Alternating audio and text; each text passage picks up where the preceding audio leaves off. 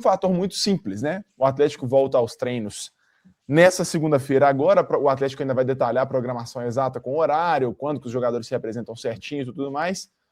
Vitor Martins, aonde estão os reforços do Atlético? Pois é, vocês vão lembrar que a primeira live pós-parada foi 2 dias após, né, a vitória sobre o Vasco, aquele domingo já do dia 30 de maio, que o Atlético venceu ali já sem jogadores selecionáveis, né? Venceu por 1-0, gol do Vitor Hugo.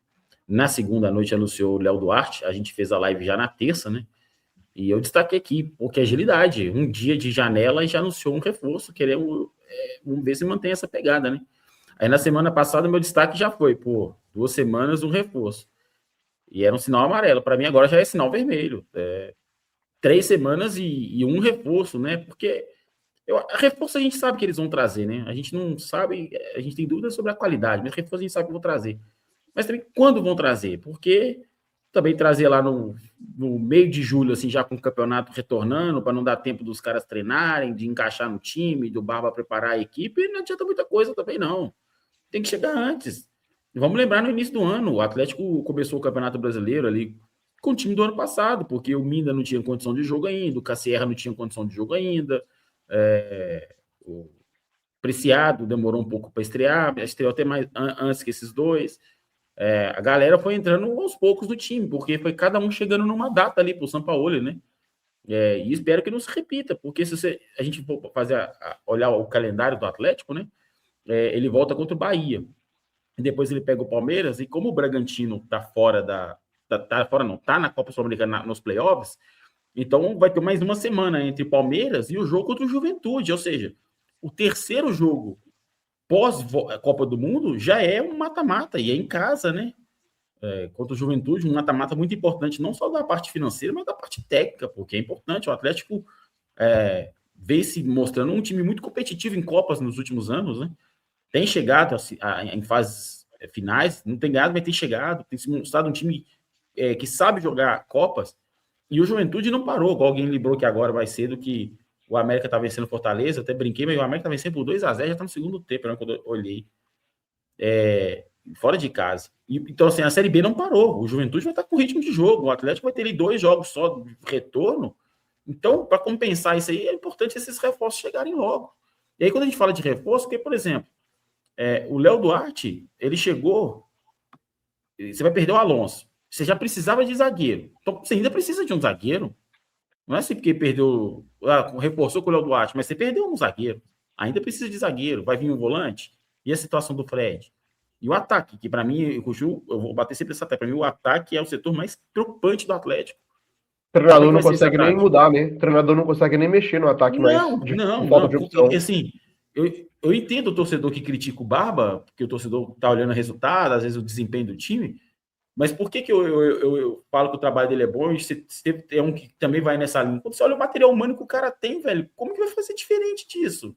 Então, se você quer cobrar do cara, cobrar para poder avançar nas Copas, cobrar para fazer um brasileiro seguro, quem sabe até olhar para a parte de cima, você tem que dar material humano pro cara. Porque com o que tem é isso, vai empurrando as Copas com a barriga e o Brasileirão vai indo, tentando ponto a ponto para fazer os 45 jogos. Então, assim, para mim foi um início de parada animador, quando você no primeiro dia você anuncia um jogador, eu não vou entrar no mérito se é bom ou não, tá, pessoal? Tô falando assim, de agilidade da diretoria. E você ficou nisso, né? Não sei se... É verdade que tá tudo parado, né? A gente não vê movimentação de outros clubes assim. Mas que pelo menos tenha coisas engatilhadas, né? Para anunciarem logo. Porque o ideal era que, se não todo mundo, mas boa parte desses reforços já estivesse na Cidade do Galo já na próxima segunda-feira, né? Cara, assim... Barbosa e Leozinho, tá faltando senso de urgência mesmo da parte do Galo? Então, assim, a não ser que o Atlético esteja contratando jogadores de Copa do Mundo, né, que estão jogando Mundial, que estão lá, que estão brilhando na Copa do Mundo, não justifica essa demora toda e não aparece nem especulação, né? O Atlético anunciou o reforço do Léo Duarte e me preocupa algumas coisas. O Atlético se livrou de um zagueiro canhoto, tudo bem, todo mundo aqui defendeu o fim de ciclo do Alonso, está tudo certo nisso, mas o grande problema do Atlético é que a gente tem encerrado ciclos, mas a gente tem, de certa forma, negligenciado as reposições. E aí, mais uma vez, começa mais uma janela aqui do Atlético, o Atlético já volta a treinar na segunda-feira. No início do ano, o discurso era, mas os clubes ainda não se movimentaram, a janela fecha em março, aí a janela foi fechando e o Atlético ficando sem fazer os movimentos. E isso me preocupa mais uma vez, assim, o Atlético precisa de ponta, porque se tira o Minda do time, não tem ponta reserva para colocar no lugar dele, porque o Cueja agora é ala, vale lembrar disso, então o Atlético já está pelo menos com 2 pontas a menos aí de elenco, tá? O Atlético não tem, o Atlético precisa de primeiro volante, não vamos deixar o tal do primeiro volante caducar, porque essa história de vou trazer o Pérez ali inexperiente, meio que deu uma engalobada na torcida, mas o Atlético precisa de primeiro volante, ainda não tem o primeiro volante. Eu sempre faço a cobrança. Tá fechando 2 anos, né, cara? 2025, cara, é inacreditável 2026. isso, gente. O Pérez pode ser de posicionar, de questão de posição do primeiro volante, mas é inacreditável como o Atlético negligencia uma posição tão importante, cara. Isso aí eu pego o jogo de Copa do Mundo para demonstrar. Olha o que um garoto de 18 anos, o Boadi, fez com o Brasil, um primeiro volante de qualidade. O que a diferença que faz o primeiro volante que sabe jogar, que o Atlético negligencia uma das posições mais importantes do futebol. E precisa de primeiro volante. O zagueiro canhoto agora já virou uma urgência, porque, gente, não é possível que o Atlético vai até o final do ano só com o Vitor Hugo de opção. Só com o Vitor Hugo, repito, Vitor Hugo, zagueiro, tá? Não é o Vitor Hugo bom, só com o Vitor Hugo, zagueiro de opção de zagueiro canhoto, cara. Então, assim, já volta a treinar. Poderia possível, ter sim. Infelizmente assim, mas a gente, o nosso papel aqui vai ser, eu vou cobrar, cara. Eu vou cobrar, porque o Alonso saiu, que aí, desse jeito, era melhor ter deixado o Alonso até o final do ano, cara. Porque, assim, e pelo amor de Deus, né? Eu tenho até medo de falar isso, porque senão daqui a pouco o pessoal recorta isso aqui, leva para reunião lá no Atlético e fala: opa, vamos manter o Alonso até o final do ano. Eu falei da tier da semana passada. Já deve estar pregada lá no quadro de aviso lá da sala do Brax, tá lá, ó. E é o recirculado aqui, ó. Aí o retorno do Rômulo lá do Sporting acontece igual o Alan Franco lá, quando ele voltou do Tajeres em 2023, é tratado como uma contratação. Cara, assim, o Atlético precisa se movimentar com mais agilidade, tem coisa, a reformulação do Atlético era para, assim, como eles adotaram o discurso que uma reformulação não dura apenas uma janela, isso foi dito pelo Paulo Brax, foi dito pelo Pedro Daniel, tem que ter, então, mais movimentos nesse meio de ano, cara, senão a gente vai, mais uma vez, aí esquece Copa do Brasil, esquece Copa Sul-Americana, e o brasileiro vai continuar do mesmo jeito, é o 12º, que eu acho que, infelizmente, até mesmo com reforço, o Atlético caminha para ter mais uma campanha de 11º, 12º colocado, mas aí, se você quer ganhar uma Copa do Brasil, por exemplo, sem se reforçar, você não vai ganhar a Copa do Brasil. Exato. O elenco de hoje aperta com Juventude, né? É apertado com Juventude. Exatamente. Eu vou nessa Passou linha... aperto com o Ceará.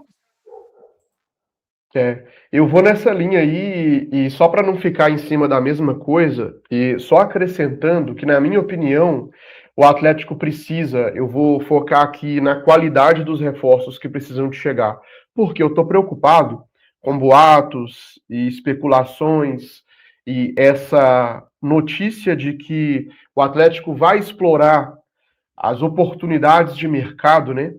Só que existem oportunidades de mercado que são de bons jogadores e existem oportunidades de mercado que são de jogadores de prateleira de baixo. Eu não gostaria que o Atlético aproveitasse as oportunidades somente dos jogadores de prateleira de baixo. Se quer aproveitar as oportunidades de mercado, olha um pouquinho para cima também, olha para os jogadores de prateleira de cima que estão ficando sem contrato, porque você se livrou do salário do Hulk, você se livrou do salário do Rony, parte aí, salário do Júnior Santos, de outros jogadores que saíram. Desde o início do ano passado, saiu muito jogador que tinha um salário alto. O Galo paga o salário do Júnior Santos integral. Tá 100% ainda? Porque é o seguinte, porque o Atlético deve ao Botafogo a contratação. Então, tipo assim, com o Atlético paga o salário e abate na dívida que tem com o Botafogo. Mas tá batendo, né? Tipo assim, é um dinheiro que se o Atlético tivesse aqui, se ele tivesse jogando, o Atlético estaria que tá pagando o Botafogo, na prática.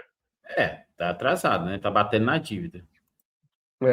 E aí o Atlético precisa, na minha opinião, de um bom, eu falo, uma ótima contratação para zagueiro para jogar do lado esquerdo, uma ótima contratação para primeiro volante, um ótimo meia de criação, para não ficar escorado na fase do Bernat. A gente não sabe, infelizmente, tá? Eu gosto muito do jogador Bernat, defendo ele na live aqui direto, falo muito bem do Bernat, mas infelizmente ele oscila. A gente não sabe quanto tempo essa fase do Bernat dura. E eu tô falando aqui racionalmente. A gente não sabe quanto tempo essa fase do Bernat vai durar. O Bernat é assim, para voltar, e tomara que isso não aconteça, tá?